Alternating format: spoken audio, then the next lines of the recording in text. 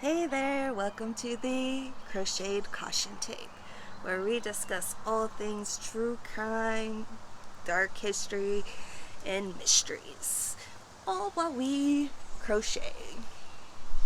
So if you like true crime, you like crocheting, come join me.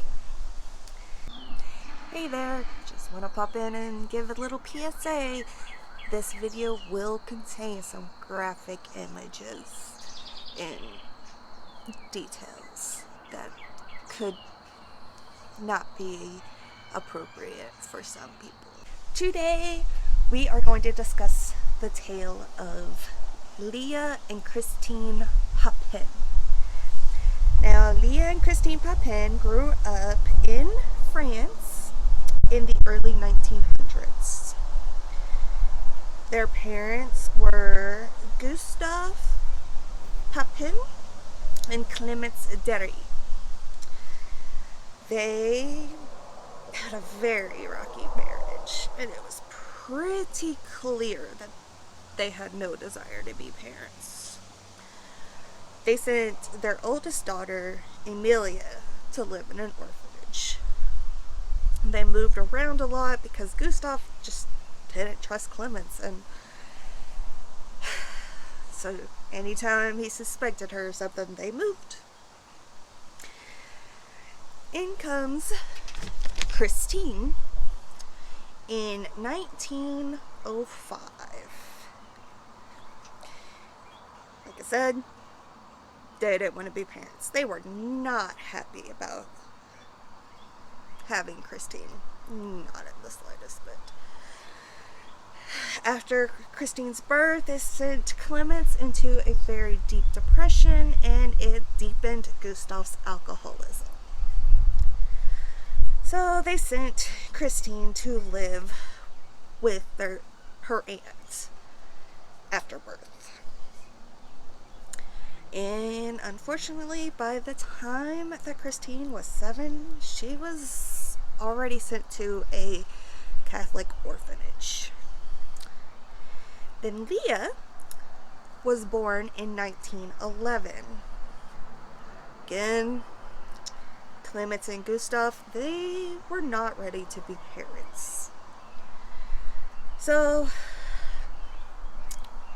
the environment that Leah was in just wasn't nurturing. She became very nervous, quiet, and not very intelligent. Poor girl. So they sent Leah to live with her uncle. And eventually, she did end up in the orphanage alongside Christine.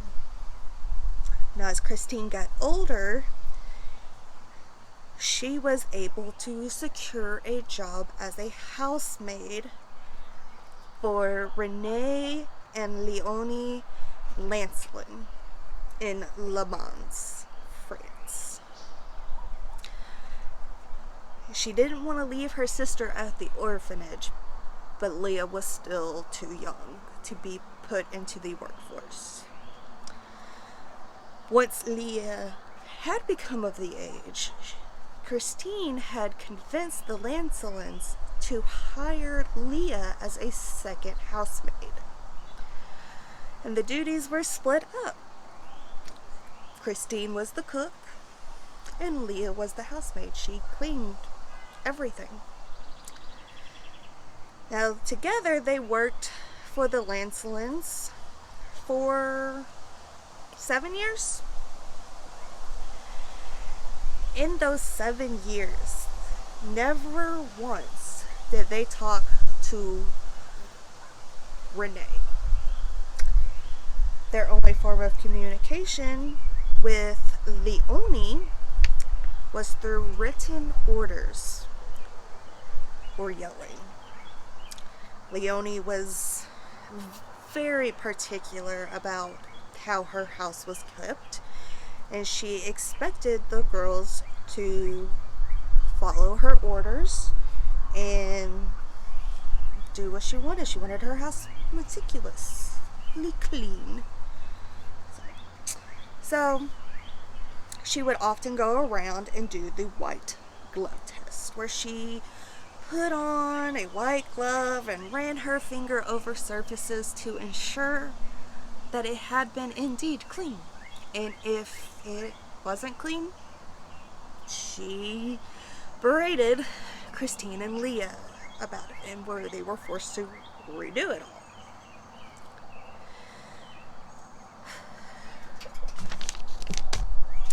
Now, it was said that the Papin sisters, they were treated fairly nicely, like they were able to eat the same foods that the family ate. They had their own heated room, which is it's pretty big in the early 1900s. So they were paid the standard wage of the time, so they were treated fairly well, and they were good hard workers. Now let's go to February 2nd, 1933. The house was of Rene Lancelin, his wife Leonie, and their grown daughter Genevieve. Leonie and Genevieve, they had spent the day out in town shopping, and they were expected to meet Rene at Leonie's brother's house that evening for dinner. Christine had picked up their faulty iron from the repair shop because the iron had blown fuses and caused damage, so it wasn't working anymore, so they had to send it to the repair shop. So Christine picked it up and came home while the family was out and tried to iron the madame's clothes. Well, as soon as she plugged that iron in, guess what? It blew a fuse again. Since they were not expecting the family to be back until late that night, Christine and Leah, they decided this can wait till morning. We're not gonna go fix the fuse, turn the power back on, get the electricity going, because the family's not gonna be here. It can wait. But Leonie and Genevieve decided to stop by the house before meeting Rene. Whenever they entered the home, they were greeted with Leah downstairs. Sorry, Christine was downstairs. Leah was in the attic, in their room. And needless to say, Leonie, she was not happy about the fuse being blown again, the house not having electricity again due to the same iron. And she just started yelling at Christine, like, how could this have happened? Calling her names and just berating her. And something in Christine just snapped. And she grabbed a pewter pot and smashed Leonie across the head. Now at this, Genevieve ran after Christine. I mean, she had just smacked her mom's head across with a pewter pot. So she went after Christine to try to stop her from doing any further damage to her mother. Leah, who was upstairs, had heard the commotion as she came downstairs, and she had seen the fight ensuing. So she went and attacked Leonie. Christine was in a rage. She's like, I'm going to massacre them all. Leah gouged out her eyes. And Leah did. She gouged out Leonie's eyes, and Christine did the same to Genevieve. Now, Leonie and Genevieve, they were alive during this. They were alive with their eyes being removed. And Christine went and got a hammer, a knife, and another pewter pot. And they commenced on torturing Leonie and Genevieve for 30 minutes. They were alive throughout this torture. Now, after 30 minutes of the torture, Leonie and Genevieve, they succumbed to their injuries. But were the Papin sisters done? Oh, no. No, they were not. They had to take it further.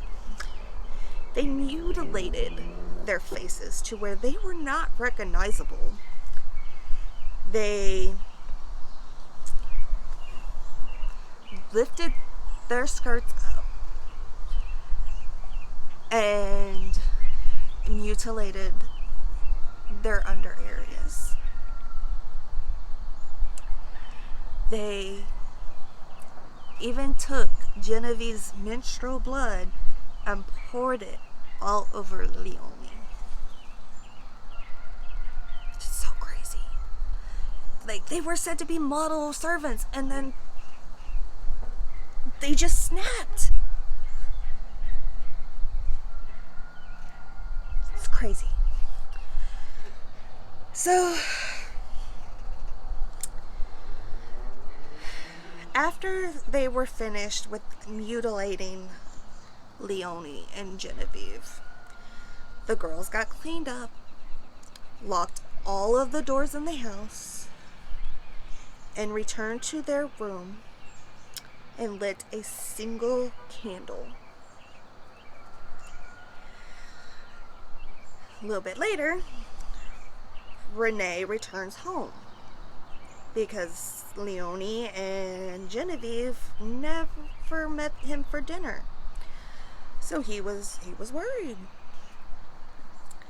He took a friend with him because he doesn't know what's going on, doesn't know what happened, and he wanted somebody to be there with him. When he returned home, he found that the doors were locked. And since the doors weren't typically locked, there was always somebody home, he didn't carry a key with him.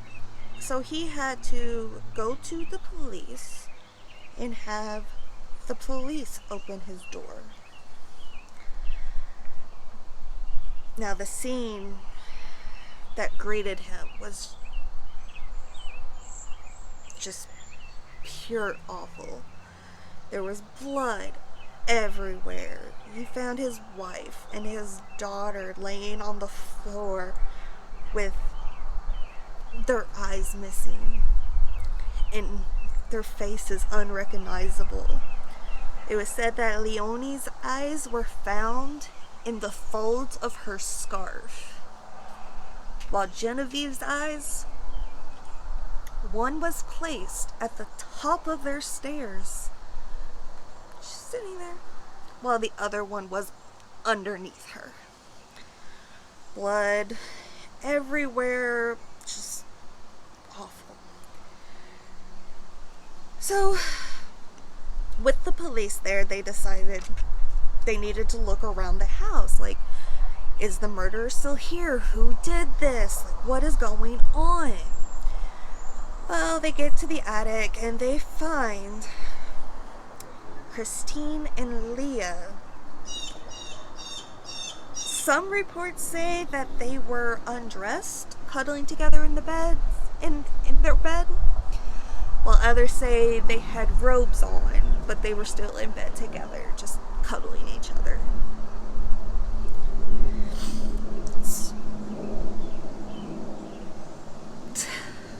They just snapped. Now, during the trial, their lawyer was trying to get them off as temporary insanity. This could have worked. They did have a tendency of insanity running in their family. They had an uncle who had committed suicide. They had an aunt that had died in a mental asylum. Insanity ran in their family. The mental health of her mother and their father, it runs in the family. Not murder, insanity. Unfortunately for them, the judge did not see this.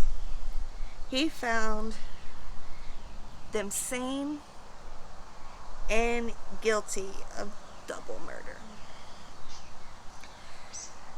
Now, some of the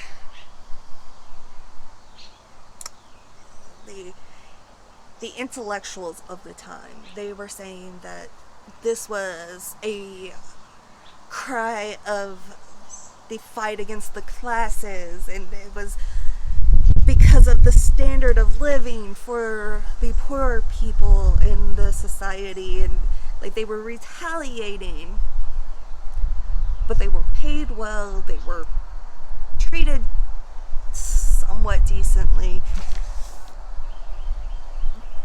They just snapped under Leonie's constant, is this clean? Not making light of what they did. No. Just saying. They just snapped. Now, Christine, she said that it was all done in self-defense. That Leonie had attacked her, and it was either the Papin sisters or the Lancelins. Like it was self-defense. Check and see. Okay. It's just so crazy. Now, like I said, Leah was not the brightest, and it was said that she was very easily manipulated by her sister. Where Christine, she got sentenced to death by guillotine. Leah was said to be just an accomplice, was manipulated by Leah, and sorry, my yarn is just falling. Manipulated by Leah.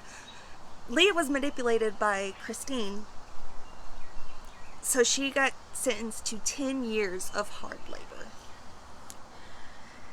Christine's sentence eventually was commuted to life, but if she wasn't insane before, she definitely went insane while she was in prison. She was hearing voices, she was seeing things, she was eventually had to be put into a straitjacket because she was trying to gouge out her own eyes.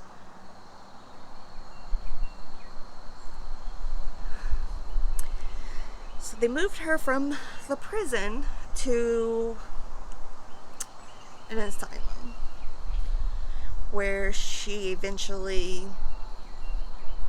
starved herself. She refused to eat.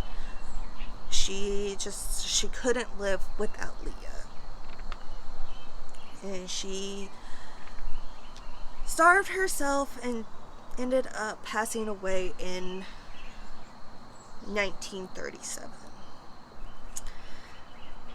Leah, she was released after 8 years of her 10-year sentence for good behavior. And afterwards, she was so used to she was being dominated by her sister. She did everything that Christine told her to do. She went with everything that Christine said. And she needed to have that strong personality with her. So she moves back in with her mom. And it is said that she lived a long, happy life afterwards. She changed her name once being released, because I'm sure it was all over the news in France about what had happened. So she had changed her name so she could live in secret. And that